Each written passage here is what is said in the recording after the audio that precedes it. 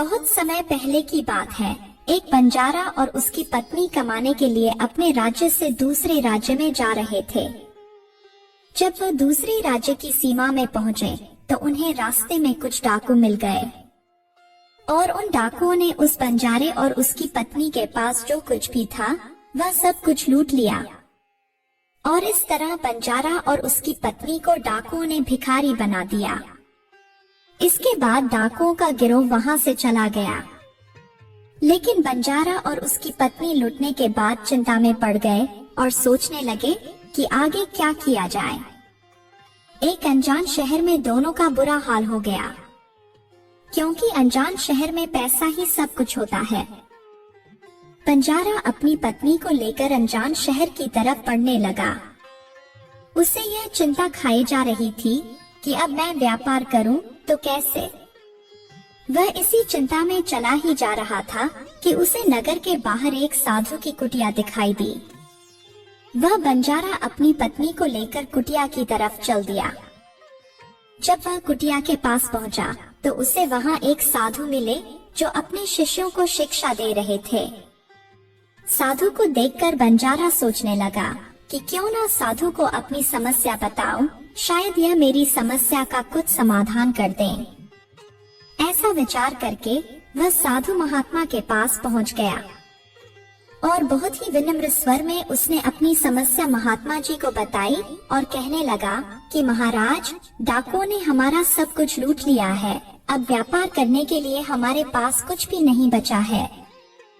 यदि आप किसी तरह मेरी पत्नी को किसी सेठ के पास गिरवी रखवा कर मुझे कुछ पैसे दिलवा दें तो आपकी बड़ी कृपा होगी। जब साधु ने बंजारे की बात सुनी तो साधु को उस बंजारे पर दया आ गई।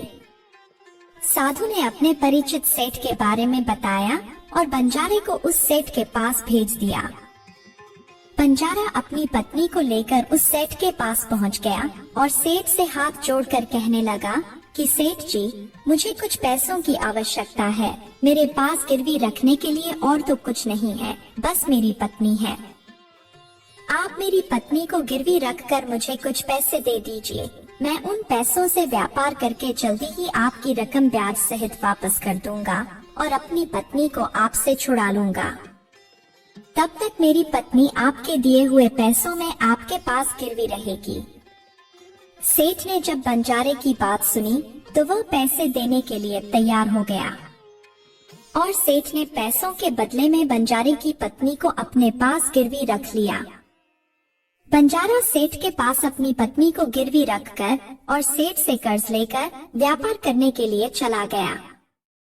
बंजारे ने उन रुपयों से प्याज का व्यापार शुरू कर दिया। वह सस्ते दामों में किसानों से प्याज को खरीदता और दूसरे जरूरतमंद लोगों को महंगे दामों में बेच देता था। इस प्रकार बंजारे ने उन पैसों से बहुत ही कम समय में बहुत सारा धन अर्जित कर लिया। अब बंजारा सेठ के पास पहुंचकर कहने लगा, सेठ जी, आप अपना हिसाब करके मुझसे रुपए ले लीजिए और मेरी पत्नी को मुझे वापस लौटा दीजिए।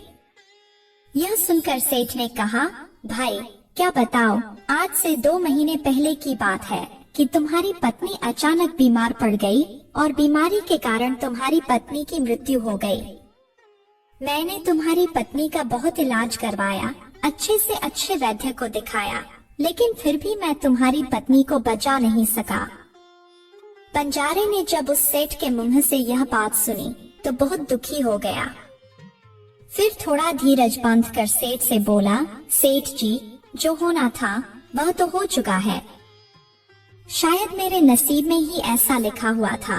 वह मेरे साथ रहती तब भी आयु पूरी होने पर उसे मरना ही पड़ता। होने को कौन टाल सकता है। फिर भी आप अपने पैसे मुझसे ले लीजिए ताकि मुझे इस बात का संतोष हो जाए कि मैंने अपना कर्ज चुका दिया है और अपनी पत्नी को गिरवी रखने के कलंक से खुद को बचा लिया है। बंजारे की बात सुनकर वह सेठ बोला, नहीं भाई, अब मैं तुमसे पैसे कैसे ले सकता हूँ। जब मैं तुम्हारी अमानत ही तुम्हें नहीं लौटा सकता तो अपना कर्ज वापस लेने का मुझे कोई हक नहीं है। बंजारे ने बार बार सेठ से अपना कर्ज वापस लेने का आग्रह किया, परंतु सेठ नहीं माना।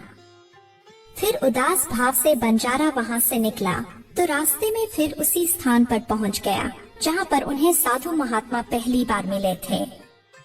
हमेशा की तरह साधु महात्मा चबूतरे पर बैठे हुए अपने शिष्यों को शिक्षा दे रहे थे। बंजारा भी मन की शांति के लिए वहीं जाकर बैठ गया और साधु महात्मा के प्रवचन सुनने लगा। साधु महात्मा ने जब बंजारे को देखा तो उसे तुरंत पहचान लिया और उसका हालचाल पूछने लगे।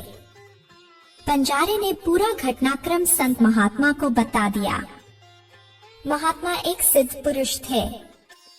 बंजारे की बात सुनकर साधु महात्मा ने कहा कि भाई, उस सेठ ने तेरे साथ धोखा किया है। तेरी पत्नी निश्चित रूप से जीवित है। तेरी पत्नी को उस सेठ ने अपने घर में छुपा लिया है। अब ऐसा करो, तुम यहाँ के राजा के पास चले जाओ और राजा के दरबार में जाकर प्रार्थना करना कि राजा साहब, मेरी पत्नी को सेठ से दिलवा दो, क्योंकि इस नगर का राजा बहुत ही बुद्धिमान व्यक्ति है। वह निश्चित ही तुम्हारी पत्नी को उस सेठ पर जोर डालकर दिलवा देगा। अब दरबार में ही तुम्हारा फैसला होगा। साधु महात्मा की बात मानकर बंजारा राजा के दरबार में पहुंच गया और राजा के दरबार में पहुंचकर राजा से गुहार लगाने लगा कि महाराज, मेरी पत्नी को सेठ से मुझे दिलवा दीजिए। राजा ने सेठ को बुलाया और पूछा कि क्या यह बात सच है कि बंजारा कुछ रुपए के बदले में अपनी पत्नी को तुम्हारे पास गिरवी रख कर गया था। सेठ ने स्वीकार करते हुए कहा, हाँ राजन, बंजारे की यह बात बिल्कुल सच है। राजा ने फिर कहा कि तुम इसकी पत्नी को लौटा क्यों नहीं रहे हो। राजा की बात सुनकर सेठ बोला, कैसे लौटाऊं महाराज, मैंने इस बंजारे को बता तो दिया था कि आज से 2 महीने पहले इसकी पत्नी की मृत्यु हो चुकी है। महाराज, अब मैं यमराज के पास जाकर तो इसकी पत्नी को वापस ला नहीं सकता। राजा ने पूछा, कोई गवाह है तुम्हारे पास जो इस बात की पुष्टि कर दे कि इसकी पत्नी की मृत्यु हो गई है। सेठ बोला, हाँ महाराज, इस बात की पुष्टि वह वैद्य अच्छी तरह से कर देगा जिसने इस बंजारे की पत्नी का इलाज किया था, और वह 4 व्यक्ति भी इस बात की गवाही दे देंगे जो इसकी पत्नी को शमशान में जला कर आए थे। उस सेठ ने यह बात इतने आत्मविश्वास के साथ कही कि राजा को भी उस पर भरोसा हो गया। तब राजा ने बंजारे से कहा कि अगर तुम्हारी पत्नी जीवित होती तो हम तुम्हें अवश्य दिलवा देते, अब तो हमारी भी मजबूरी है। इस प्रकार राजा ने बंजारे को समझा बुझाकर वापस भेज दिया। बंजारा फिर से साधु महात्मा के पास पहुंच गया और जो कुछ भी दरबार में राजा और सेठ ने कहा, वह सारी बातें साधु महात्मा को बता दी।